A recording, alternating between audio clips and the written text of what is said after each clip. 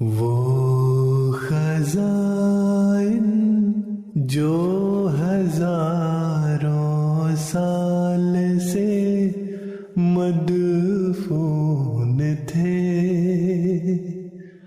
اب میں دیتا ہوں اگر کوئی ملے امیدوار، کوئی ملے امیدوار۔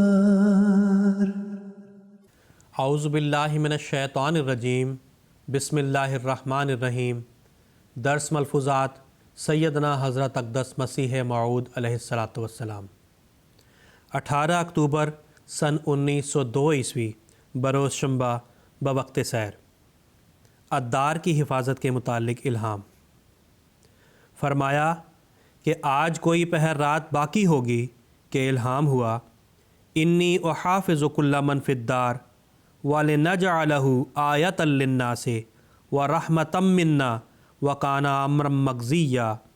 اندی معالجات۔ اور یہ بھی الہام ہوا مگر اصل لفظ یاد نہیں کہ ایمان کے ساتھ نجات ہے، یعنی انی و حافظوں کو ایک آیت بناویں گے اور کہ علاج ہمارے ہی پاس ہے۔ مجھے اس سے بڑی خوشی ہوئی۔ معلوم ہوتا ہے کہ اب اللہ تعالیٰ کچھ کھلا کھلا دکھانا چاہتا ہے۔ اب گویا بڑا معاملہ ہے۔ ایک قوم تمنا سے ٹیکہ کراتی ہے، دوسری طرف ہم ہیں جو بالکل خدا پر چھوڑتے ہیں۔ جس وقت مجھے یہ الہام ہوا اس وقت میں نے گھر میں پوچھا کہ تم کو بھی کوئی خواب آیا ہے، کیونکہ دیکھا ہے کہ میرے الہام کے ساتھ ان کو بھی کوئی مصدق خواب آ جایا کرتا ہے۔ انہوں نے کہا، میں نے خواب دیکھا کہ ایک بڑا بکس ادویہ کا چراغ لایا ہے اور شیخ رحمۃ اللہ صاحب نے روانہ کیا ہے۔ جب کھولا گیا تو دیکھا کہ ہزارہا شیشیاں اس میں دوا کی ہیں، کوئی بڑی کوئی چھوٹی۔ تب گھر میں تعجب کیا کہ کبھی کدائیں 10-12 شیشیاں منگوائی جاتی تھیں، مگر یہ ہزارہا شیشیاں کیوں منگوائی گئیں؟ یہ خواب بھی اندی معالجات کی تصدیق کرتا ہے۔ مجھے بتلایا گیا، ان کو دکھلایا گیا۔ اسباب سے استفادہ جائز ہے۔ علاج حرام تو نہیں۔ اب دیکھو انگریزوں نے ریل بنائی ہے، ہم اس سے فائدہ اٹھاتے ہیں۔ تار ایجاد کی ہے، اس سے فائدہ اٹھاتے ہیں۔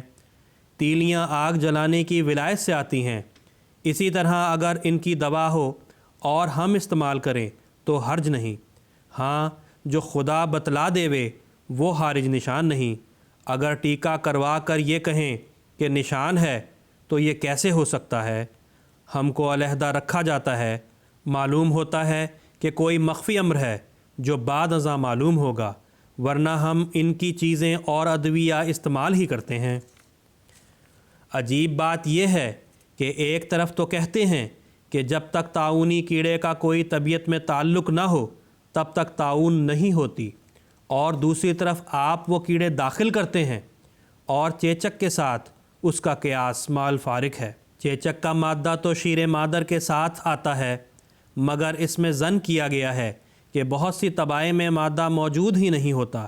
صرف اس ظن پر ٹیکہ لگایا جاتا ہے کہ کسی طرح وہ مادہ نہ آ جاوے۔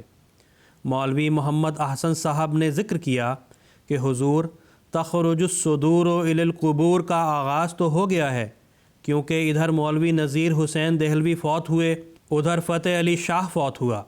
حضرت اقدس نے فرمایا، ہاں آپ نے خوب سمجھا۔ اللہم صلی علی محمد وعلی آل محمد وبارک وسلم انک حمید مجید۔